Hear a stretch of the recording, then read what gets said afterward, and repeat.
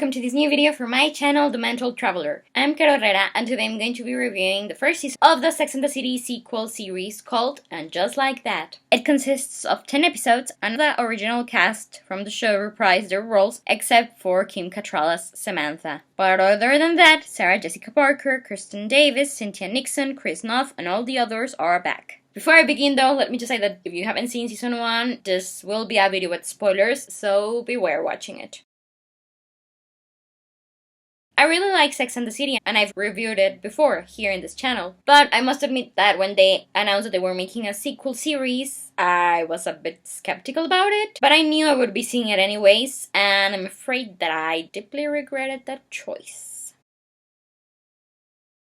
So the story picks up some years after the last movie, and we see what's happening with the girls now that they're in their 50s. Samantha isn't in town anymore because she had a fight with Carrie and she's not speaking to her. And we deal with Charlotte being a mother of 2 teenagers, and with Carrie dealing with the death of Mr. Big, and with Miranda trying to figure out what to do now that the passion between her and Steve has ended, and she meets this non-binary person whom she falls for.